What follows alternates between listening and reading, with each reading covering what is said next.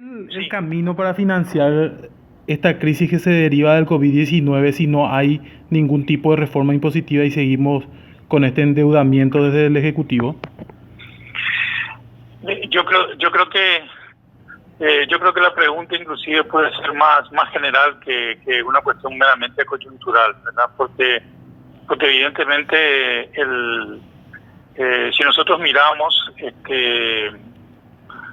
los sectores en los cuales el Estado es el responsable principal, como salud, educación, incluso infraestructura física, eh, el Estado paraguayo por décadas no ha tenido todos los recursos para cumplir para cumplir con esas responsabilidades que son exclusivas del Estado, ¿verdad? Porque la salud pública o la educación pública, como dice su nombre, es pública.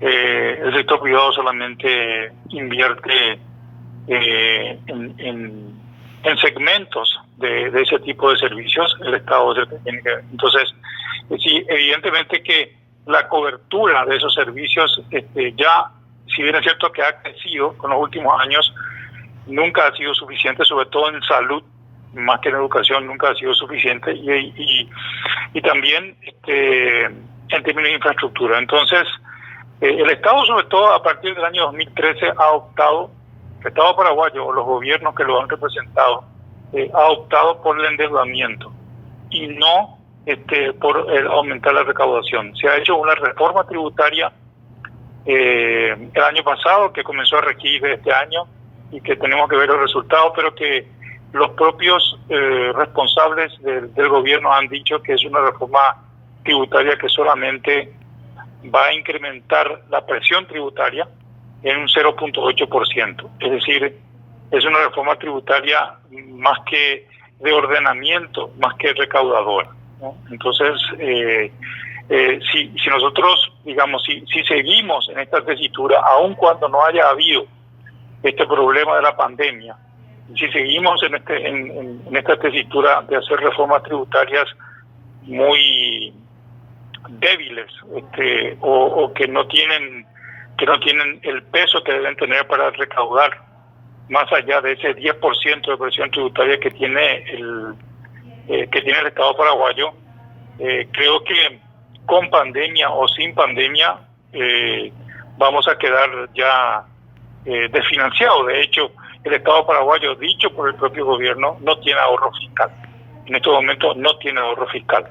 Es decir, ya no tiene absolutamente ningún tipo de reserva del Tesoro para poder financiar cuestiones extraordinarias como estas que están pasando, y probablemente dentro de poco tampoco para financiar lo que corrientemente se aprueba en el presupuesto general de la Nación, y que tiene como resultado final el hecho que nuestros servicios, como el servicio de la salud, sea un servicio lamentable que no cubre prácticamente al 60% de la población.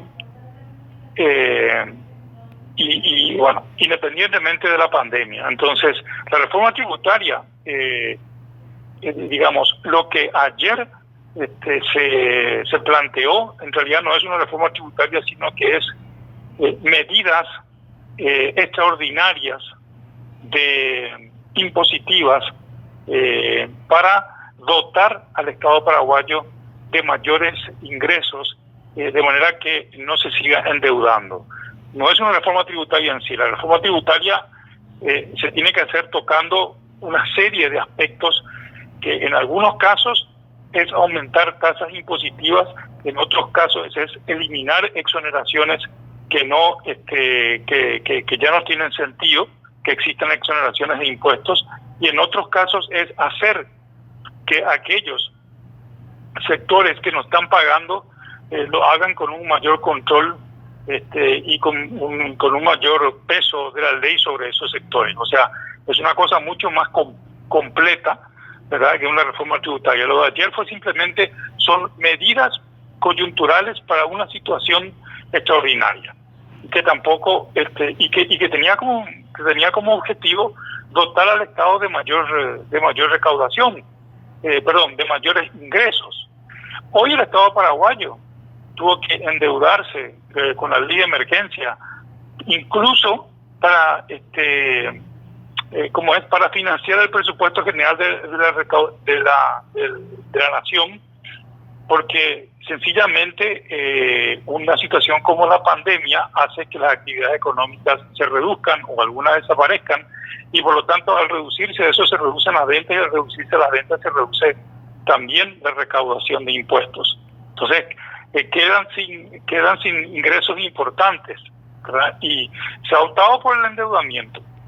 Se ha optado por otros métodos que no sea el endeudamiento.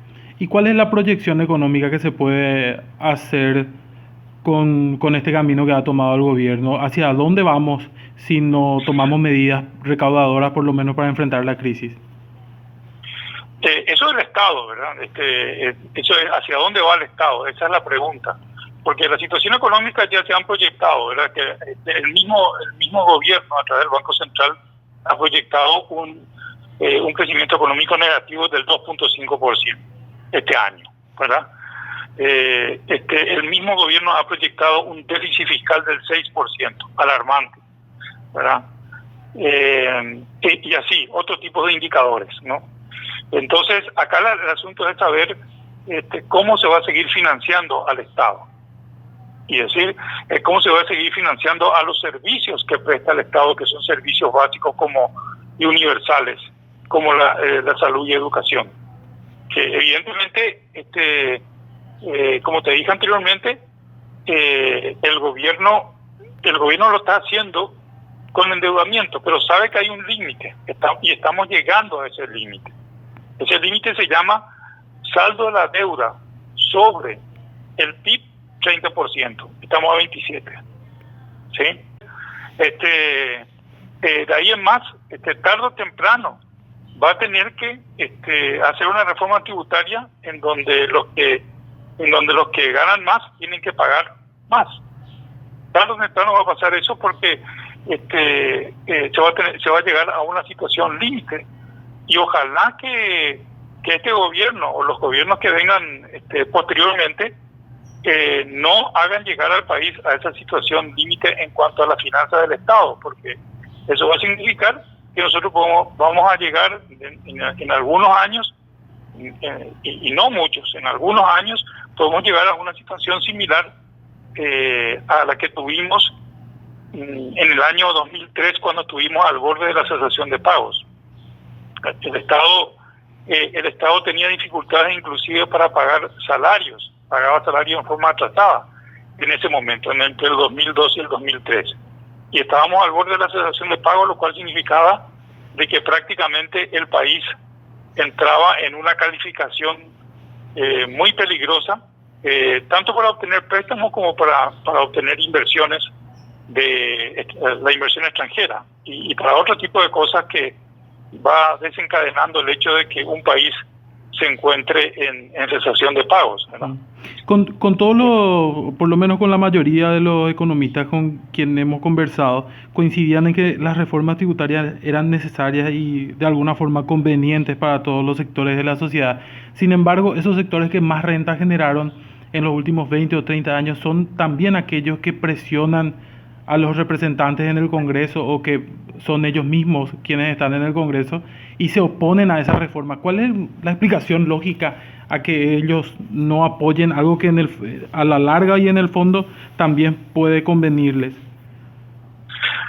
Claro, y no hay explicación lógica, porque yo creo que la mentalidad de los gremios empresariales, o por lo menos yo no quiero decir de todos los empresarios, ¿verdad?, pero de los que lideran los gremios empresariales, y de aquellos que, sobre todo los sectores más conservadores, sectores agropecuarios, no es una mentalidad moderna. Ellos pueden ser muy competitivos a nivel internacional, pero la mentalidad de una sociedad moderna yo diría capitalista, ellos no tienen mentalidad capitalista, ¿verdad? Por eso es que no entienden, por eso es que no hay lógica, y no entienden de que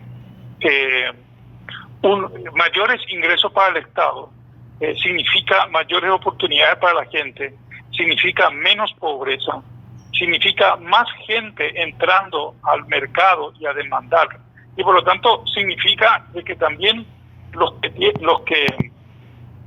que detentan el poder económico o los que detentan la mayor parte de los de los medios para producir y para vender también se benefician cuando se agranda el mercado. Si no, nosotros no podemos agrandar el mercado si no tenemos gente mejor educada, ¿verdad? Si no tenemos gente más sana, si no tenemos más oportunidades para toda la gente.